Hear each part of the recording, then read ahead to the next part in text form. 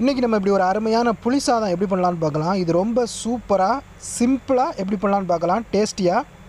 So வழக்கம் போல் என்னோட இந்த வீடியோக்குள்ளே போகிறதுக்கு முன்னாடி என்னோடய சேனலுக்கு புதுசாக வர்றவங்க என்னோடய சேனலுக்குள்ளே உள்ள ரெட் கலர் பட்டனை கிளிக் பண்ணிக்கோங்க, பெல் பட்டனையும் கிளிக் பண்ணிக்கோங்க. அடுத்து பார்த்திங்கன்னா இந்த புளி சாதத்துக்கு தேவையான ஒயிட் ரைஸை நான் முதல்ல ரெடி பண்ணி வச்சுருக்கிறேன். அதாவது பாஸ்மதி ரைஸில் நான் எந்த அளவுக்கு எனக்கு தேவையோ அந்த அளவுக்கு குழையாமல் அரிசி நல்லா வேக வச்சு ரெடி பண்ணி வச்சுருக்கிறேன். அடுத்து சட்டி சூடானதும் நான் நல்லெண்ணெய் எடுத்துக்கிறேன். இதுக்கு புளி சாதத்துக்கு தேவையான இதை தாளிக்கிறதுக்காக நான் நல்லெண்ணெய் எடுத்துருக்கிறேன். பாருங்கள், ஒரு 50 ml நல்லெண்ணெய் நான் எடுத்துக்கிறேன். அடுத்து எண்ணெய் சூடானதும் அடுப்பை லோ ஃப்ளேமில் வச்சு 1 டீஸ்பூன் கடுகு உளுந்த பருப்பு போட்டுக்கிறேன். அது நல்லா வெடிச்சிக்கிட்டு இருக்கும்போதே கொஞ்சமாக கறிவேப்பிலை சேர்த்துக்கிறேன். அடுத்து அதில் காஞ்ச மிளகாய் வத்தல் சேர்த்துக்கிறேன். ஒரு 6லேருந்து 7 நம்பர் காஞ்ச மிளகாய் வத்தல் பொடிச்சு போட்டுக்கிறேன். அப்புறம் சின்ன வெங்காயம் எடுத்துக்கிறேன். சின்ன வெங்காயம் நல்லா டேஸ்ட்டாக இருக்கும். இது வந்து ஒரு 5லேருந்து ஒரு 8 வெங்காயம் 2ஆக கட் பண்ணி இந்த மாதிரி போட்டுக்கிறேன். அப்புறம் பார்த்திங்கன்னா 2 பச்சை மிளகா 2ஆக கீறி அதோடு சேர்த்துக்கிறேன். இது எல்லாமே நல்லா பொரிஞ்சிக்கிட்டு இருக்கும்போதே ஒரு 2 டீஸ்பூன் கடலைப்பருப்பு நான் ஒரு 10 நிமிஷம் நல்லா கழுவி ஊற வச்ச கடலைப்பருப்பு எடுத்து நான் சேர்த்துக்கிறேன். அதோட சேர்த்து நல்லா வதக்குறேன். இப்போ அடுப்பை நம்ம வந்து மீடியம் ஃப்ளேமில் மாற்றிக்கிட்டு இதோடு சேர்த்து ஒரு 3 டீஸ்பூன் பச்சை வேர்க்கடலை சேர்த்துக்கிறேன். பாருங்கள், இந்த பச்சை வேர்க்கடலையும் சேர்த்து நான் வதக்க போகிறேன். அடுப்பை மீடியம் ஃப்ளேம்லேயே வச்சுக்கணும். அப்படியே இதை வதக்கணும். அதோட தொடர்ச்சியாக நான் வந்து ஒரு 1/4 டீஸ்பூன் வெந்தயம் சேர்க்க போகிறேன். பாருங்கள், வெந்தயம் வந்து முதல்ல சேர்த்தா கரிஞ்சி அப்புறம் வந்து சாப்பாடு வந்து கொஞ்சம் கசக்க ஆரம்பிச்சிடும். அதனால் இப்போது சேர்க்குறேன். அடுத்தது அதோட தொடர்ச்சியாக நம்ம சேர்க்க போகிறது பெருங்காயத்தூள். பாருங்கள், இந்த பெருங்காயத்தூள் வந்து கொஞ்சமாக சேர்த்துக்கணும்.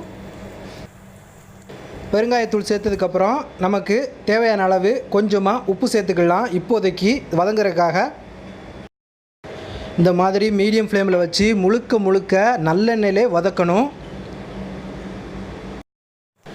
வதக்கின உடனே நம்ம ஏற்கனவே நான் கரைச்சி வச்சுருக்கிறேன் புளி கரைசல், ஒரு 50 கிராம் புளி எடுத்து நான் கரைச்சி வச்சுருக்கிறேன். இப்போ அதை நான் ஊற்றிக்க போகிறேன், அதில் சேர்த்துக்க போகிறேன். அதில் இந்த புளி கரைசலை சேர்த்ததும் நம்ம லைட்டாக கிளறி விட்டு அடுப்பை வந்து கொஞ்சம் ஹையில் வச்சு அதிகமாக வச்சு நல்லா கொதிக்க விடணும்.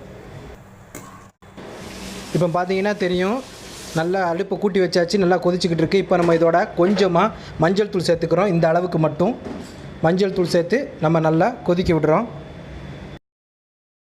இப்போ இது என்னாகுன்னா நல்லா கொதித்து இதோட அந்த புளி இருக்கு இல்லையா, அதிலேருந்து எண்ணெய் மாத்திரம் பிரிஞ்சு வரும்.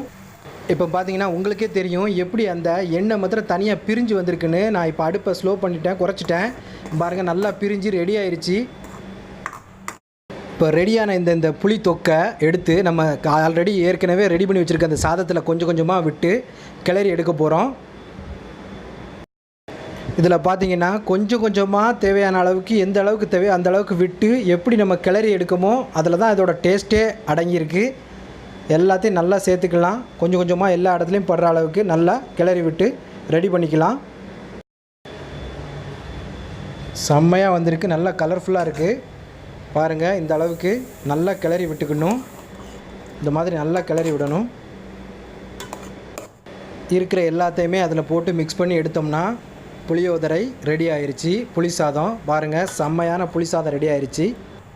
இப்போ பார்த்தீங்கன்னா கடைசியாக நமக்கு புளியோதரை ரெடி ஆயிடுச்சு, கிடச்சிருச்சு. எடுத்து சாப்பிட்லாம். செம்ம டேஸ்ட்டாக இருக்குது. இதுபோல் நீங்களும் உங்கள் வீட்டில் செஞ்சு சாப்பிட்டு பாருங்கள்.